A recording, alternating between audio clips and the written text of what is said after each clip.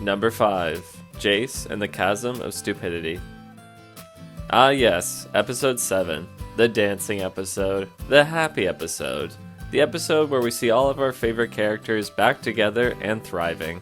We get to see Milo, Clagger, Echo's fat dad, and Vander and Silco after they mended their relationship. A place where Powder never became Jinx, and we even get to see a glimpse of her romance with Echo. Ah, this is nice. Isn't this all great?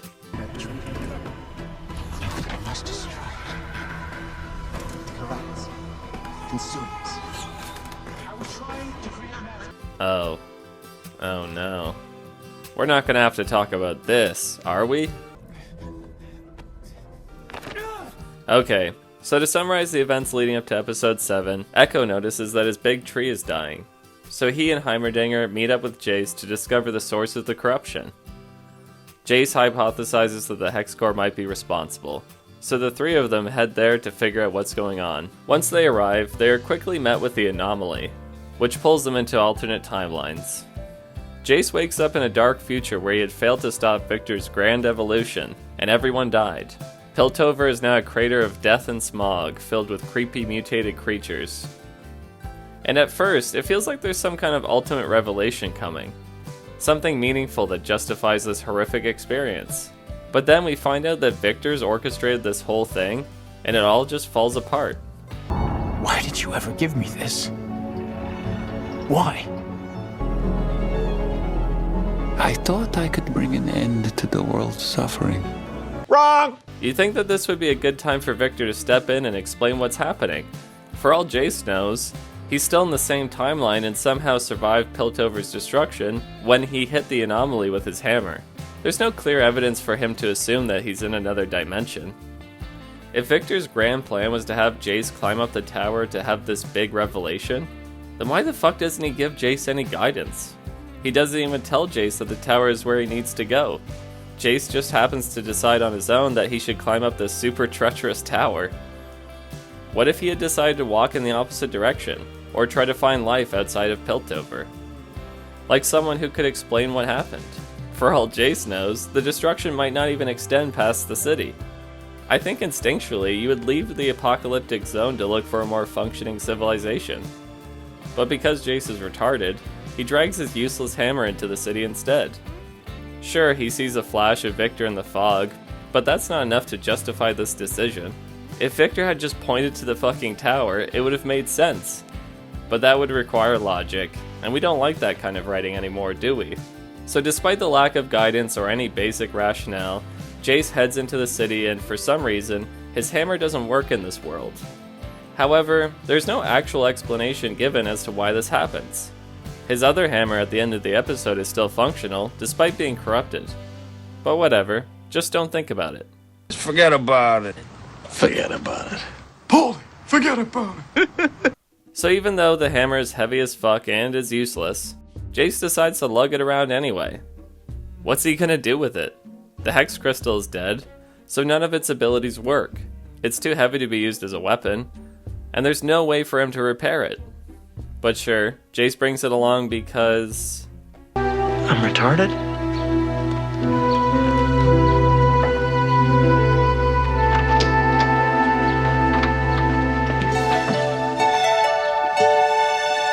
So after wandering around, Jayce stumbles across some creepy mannequin things. They scare the shit out of him, so he runs, trips, and falls into a giant chasm. While falling, his hammer crushes his leg and breaks it.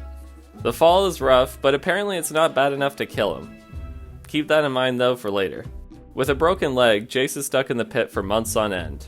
He survives by eating mutated creatures that wander into his cave. His leg is infected with some sticky oil stuff that's never actually explained either. Over time he loses his sanity, talking to himself, hallucinating, drawing creepy notes on the walls. All the while, Victor's just watching him. So when first watching this, we're expected to think that this is some kind of test for Jayce. Like this is all leading to some grand revelation that will justify all the suffering he's going through. But now that we know that it's future Victor who's watching him, it makes no fucking sense. Future Victor wants Jayce to see the horrors of Hextech so he can be motivated to go back in time and kill past Victor before it's too late. So why does future Victor let Jayce languish in a cave for months? Why not approach him earlier and have the same conversation they have at the end of the episode? The intended idea seems to be that Jayce realizes hex tech is bad and Victor needs to be stopped, but there's no guidance for Jayce to reach this conclusion. He's thrust into a world without context or understanding. Why didn't you tell me? Had Victor shown Jayce the ruined city of Piltover and explained what happened when he first arrived, it would have been enough to demonstrate the catastrophic consequences of hex tech. By then, it would have already been clear to Jayce that this is a future he must prevent, and his decision to assassinate Victor would remain the same. The time wasted here also makes no sense. If future Victor's goal is to stop his past self from becoming too powerful, then delaying only makes things worse. While Jayce is stuck in this chasm, Victor gains more power, builds a cult, and recruits Dr. Revok, the key to his transformation. If Jayce had gone back sooner, none of that would have happened, and Victor would have been killed. It's pretty lucky that Revok happened to show up the same day that Jayce was sent back to kill Victor, or else the whole show would be over. Well, that's just lazy writing. Eventually, Jayce heals himself and climbs out of that hole in the ground. But the pit seems way deeper than it was when he fell in. Look how quickly they cut this compared to when Jayce is crawling out.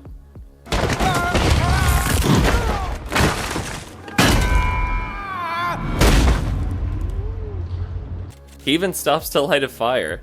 It seems like it takes a whole day for him to get out of this hole. How the fuck did this fall not kill him?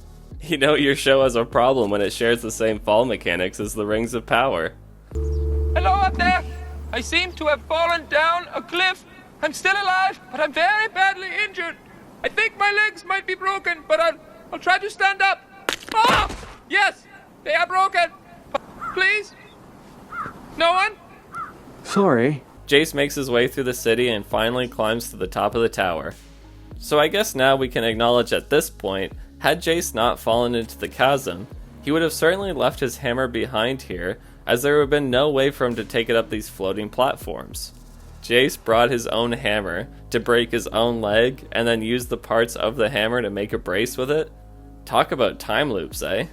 After some walking around, he is confronted by future Victor. It is here that he goes on this monologue about how Hextech destroyed the world, which brings about this revelation that his technology needs to be stopped. We are again supposed to believe that Jayce has this basic understanding of what's happening, when in reality he should be asking a million questions. How is Jayce supposed to know what any of this means? I thought I could bring an end to the world's suffering. But when every equation was solved, all that remained were fields of dreamless solitude. There is no prize to perfection, only an end to pursuit. What the hell are you talking about? Who are you talking to? This dialogue only makes sense with the context that the audience has because we watched the last episode of the season. Jayce at this point has no idea what Victor has done or will do. He has no concept of the powers Victor has, or any notion of multiple timelines. Now shut up if you're going to tell me that Jayce writing these scribbles on the wall is him figuring everything out. I don't want to hear it. Now let's take a look at some questions any normal person would ask in Jayce's position. Like, why did you leave me in a hole for months, you prick? Why didn't you help me with my broken leg? Why did you want me to climb up this tower? Why didn't you explain anything when I arrived? How exactly did the world end? Tell me everything. Why didn't you go back in time and stop yourself instead of making me do it? How did you turn into a normal person after transforming into a robotic mage? If this realization is for you, why are you sending me back to kill you? I guess Jayce was so excited to kill his best friend that he doesn't have time to ask these questions. Children, animals, old people, doesn't matter. I just love killing. A major problem with this plot thread is having Victor be purposely ominous, despite it not serving to help either character. This only makes sense from the perspective that this is what the writers wanted to happen, and quickly falls apart once you realize that this isn't how characters would logically act. You see, the writers want to keep this mystery as to who the hooded mage is and what he wants, so the reveal has this large impact on the audience at the end of the season. They want the audience to walk away thinking that this is some kind of deep and meaningful story. However, in order to do this, they destroy any rationality that the characters would have, which in the end makes the big reveal all the more hollow. This shit, I don't feel nothing. Nothing. Dead. Empty. Wouldn't this make more sense if future Victor had done anything else to stop the horrible timeline from happening? I mean, as an all-powerful, time-traveling super mage, you think that stopping the apocalypse would be a pretty straightforward idea, especially if he was the one who caused it. Victor seems to have this super specific and improbable way of saving humanity by sending all of these characters to separate timelines so they could come up with these stupid plans that hardly make any sense. So let's just take a moment to break down this ridiculous master plan that Victor comes up with. I'm going to do my best with the little information the show provides, as well as essentially copying the breakdown I found on a comments section of a video of Arcane's finale. Shout out to Tony Crane, you genius.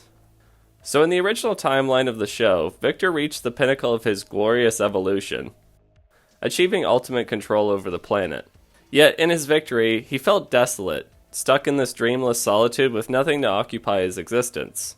Realizing he fucked everything up, he began traveling back in time and returning to Jayce when he was a child. There, he gave Jayce a different arcane rune and watched the timeline unfold. However, each time it ended in the same result, where his past self succeeded in this glorious evolution.